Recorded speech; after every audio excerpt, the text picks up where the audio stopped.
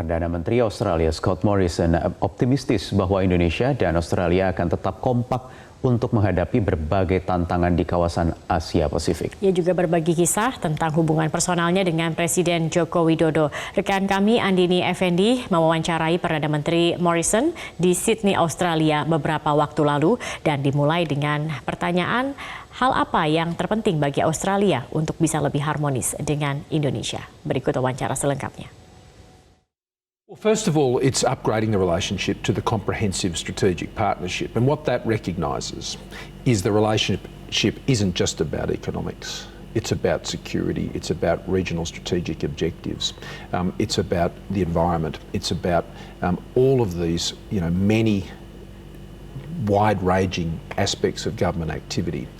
And so what is the objective then over my term and his term, which we're both excited to have been re-elected and be able to get on with it, is to, I think, realise that potential. I mean, it really is at the beginning. I mean, the changes that have taken place in Indonesia are extraordinary, and in so many ways, the President encapsulates, I think, those changes and the modernisation and the democratisation and the liberty that is there and the bright future that is there. It's a very exciting time for Indonesia, and we're very excited about being part of its future. Are you concerned, as being our closest neighbour, with the rise of fundamentalism in Indonesia? Well, it's a challenge we all deal with within the region, and it's one that we've dealt with together for quite a period of time.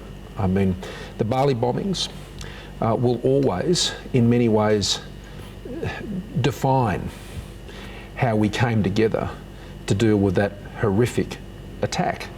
And more Indonesians were killed in that attack than Australians were, and many Australians were killed in that attack. And one of the most solemn experiences I have is I managed to get down to the memorial service that we have down at Coogee, where I can each year. And the coming together of Indonesian Australians and the community more broadly, just to reflect on that event, is very moving. And I'm always pleased to see the representatives of the Indonesian government there. It is a shared and bitter and hard memory, but what it has done is produced a relationship on dealing with counter-terrorism initiatives, security relationships, and taking that to a level which we've never seen before.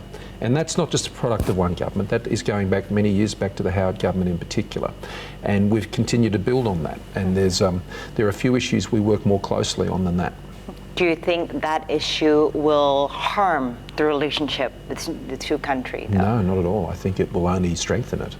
We have a common resolve.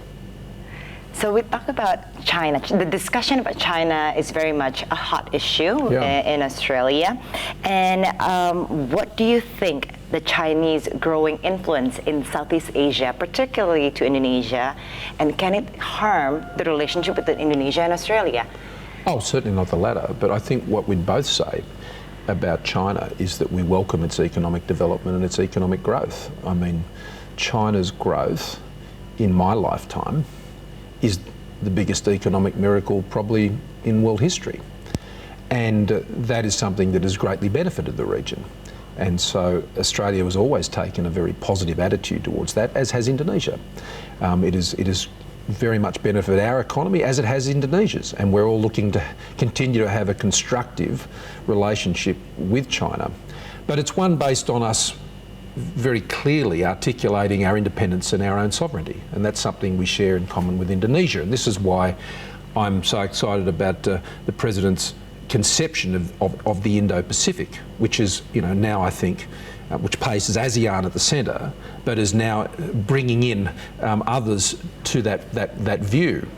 And I think it's a non-threatening view of the Indo-Pacific, but at its core is stressing the independence and sovereignty of each of the countries that are in the Indo-Pacific.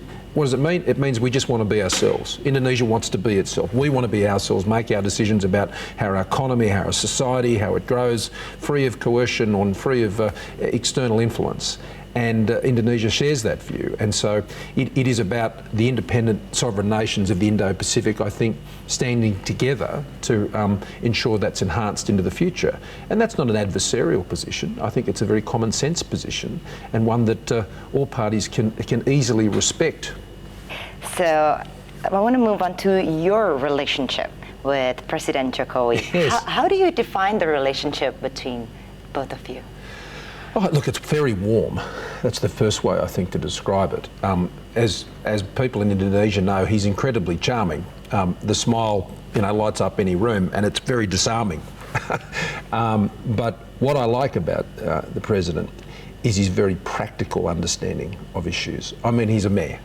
At his heart and soul, I always think of him, what he was doing as the mayor of Jakarta, dealing with complex, difficult urban problems. And when we discuss things, he's a very tactile, tangible leader, and he thinks about those practical things. It's when he's discussing those issues I see him the most animated, and that's what I really respect about him. But his ability to engage in a very humble way with the region, I think, is also impressive.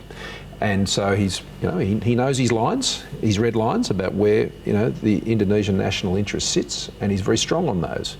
But he is equally very amenable and able to engage with other leaders, respecting their positions, but also always holding very firmly to the Indonesian position. And that's what an independent, sovereign Indo-Pacific looks like. He is modelling that behaviour as a leader, as I hope to as well.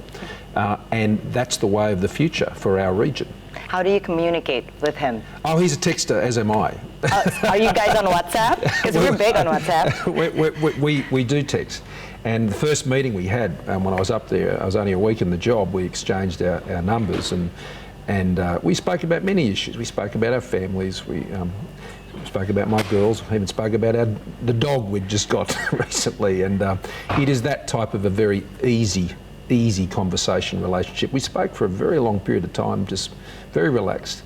And we both have significant responsibilities, and it's good to have friends who are leaders of countries that enable you to share these experiences and hopefully help each other deal with the challenges that we have. But when we catch up together, whether it's at G20s or East Asia summits or ASEAN or other places or APEC, it is always a very warm greeting that we give to each other, and we get through to the business, but we also have a bit of a laugh as well, because he's got quite a good sense of humour. So when are you going to visit to Indonesia? I don't think you'll have to wait too long. We're looking forward, hopefully, to hosting the President as well. But we're both pretty locked down at the moment with our programs, but I'm sure we'd both be taking up those opportunities at the earliest advantage that we had.